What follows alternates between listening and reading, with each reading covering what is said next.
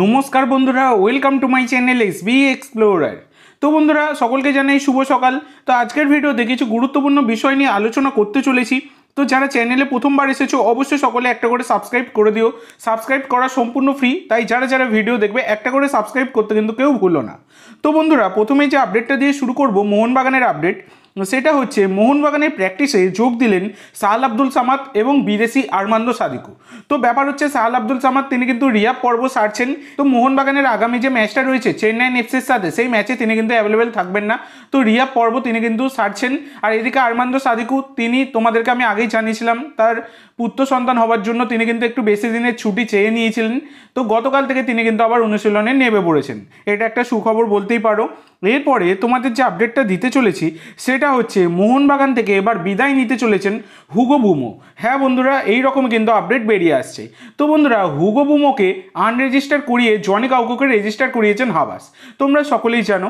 এবং হুগো বুমোকে নিয়ে যতটা সকলের একটা আশা ছিল যে হুগো বুমো থাকা মানেই টিম জিতবে এবং হুগোকে ছেড়ে দেওয়া মানে টিম হারবে, সেইটা কিন্তু হয়নি বন্ধুরা। তোমরা দেখতে পাচ্ছ যে হুগোকে ছাড়াও টিম কিন্তু জিতছে।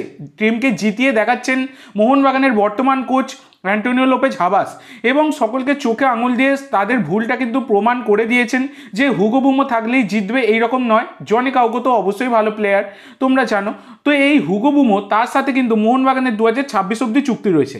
তো বিভিন্ন জায়গা থেকে দাবি করা হচ্ছে 2025 অব্দি চুক্তি রয়েছে, কিন্তু না বন্ধুরা, 2025 নয়, 2021 সালে তিনি কিন্তু মোহনবাগানে 5 বছরের জন্য সই করেছিলেন।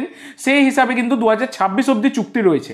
তো এবার ব্যাপার হচ্ছে, আগামী মরশুমে মোহনবাগানের কোচ অ্যান্টোনিও লোপেজ হাবাস থাকার সম্ভাবনায় প্রায় প্রবল। এবার ব্যাপার হচ্ছে, হাবাসের পরিকল্পনায় কিন্তু কোথাও নেই এই হুগো বুমো। তো সেক্ষেত্রে মোহনবাগান ম্যানেজমেন্টের তরফ থেকে একটা চেষ্টা করা হবে এই সামনের সিজনের জন্য হুগো বুমোকে অফলোড করার, সেই রকম চিন্তাভাবনা কিন্তু শুরু হয়েও গেছে। তো এবার ব্যাপার হচ্ছে, হুগো বুমোকে যদি মোহনবাগান রিলিজ করে দেয় তাহলে মোহনবাগানকে কিন্তু একটা মোটা টাকা কিন্তু তার জন্য মানে তাকে ক্ষতিপূরণ বাবদ পে করতে হবে। তো মোহনবাগান ম্যানেজমেন্ট সেই কারণে তাকে কিন্তু লোনে ছেড়ে দিতে চাইছে। এবার ব্যাপার হচ্ছে, লোনে নেবার জন্য আইএসএল এর কিন্তু দুটো দল ইন্টারেস্ট শো করেছিল, যার হচ্ছে বেঙ্গালুরু এফসি, উড়িষ্যা এফসি, এরা কিন্তু ইন্টারেস্ট শো করেছিল। এছাড়া আইএসএল এর আরও দুটি দল কিন্তু তারা রয়েছে হুগো বুমোকে দলে নিতে চাইছে। তো সেক্ষেত্রে যদি সম্ভব হয় তাদেরকে লোনে পাঠিয়ে দেওয়ার চেষ্টা চালাচ্ছে মোহনবাগান, মানে আগামী সিজনের জন্য আর কি, পরের সিজনেই তোমরা সবটা জানতে পারবে। এছাড়া যদি লোনে না হয়, যদি একান্ত হুগো বুমো নিজে থেকেই রিলিজ নিয়ে নেন, তাহলে কিন্তু হুগো বুমোকে রিলিজ করে দেওয়া হবে। সেক্ষেত্রে মোহনবাগানের সব টাকা কিন্তু বেঁচে যাবে, ক্ষতিপূরণ দিতে হবে না। এই রকমই কিন্তু চিন্তাভাবনা চলছে।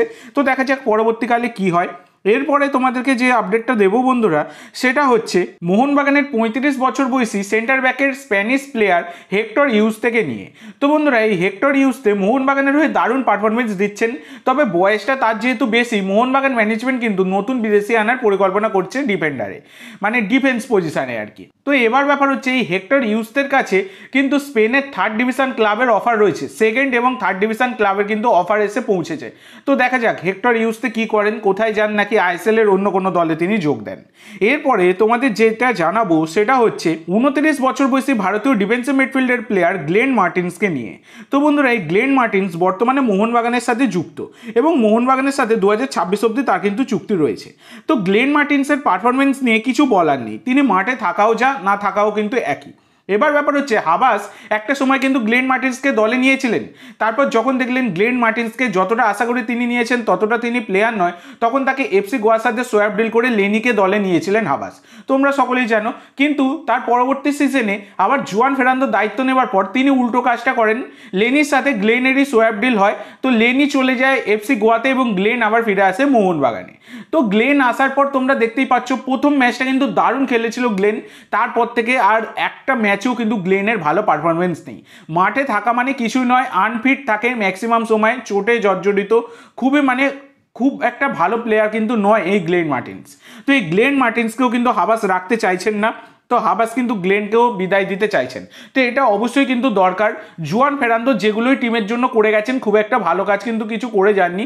শুধু দিমিত্রি পেত্রাতোসকে নেওয়াটা কিন্তু তার একটা ভালো কাজ ছিল, তোমরা জানো। একটা মাত্র বিদেশিকেই তিনি চয়েস করেছিলেন ভালো, বাদ বাকি কিন্তু আর সেভাবে তার চয়েস খুব একটা ভালো কিন্তু নয়। গত সিজন থেকে তোমরা দেখতে পাচ্ছ পোগবা আরও কত না কত কি হয়েছে। তো এই হচ্ছে ব্যাপার, তো দেখা যাক কি হয়। এরপরে তোমাদের যেটা জানাবো সেটা হচ্ছে 33 বছর বয়সী Argentine centre forward Jorge Pereyra দিয়াজকে নিয়ে।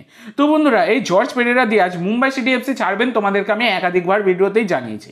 তো একটা সময় কিন্তু ইস্ট বেঙ্গল ম্যানেজমেন্ট এই 3.2 কোটি টাকার স্ট্রাইকারের ওপর ইন্টারেস্ট শো করেছিল, কিন্তু বর্তমানে ইস্ট বেঙ্গলের কিন্তু আর ইন্টারেস্ট নেই।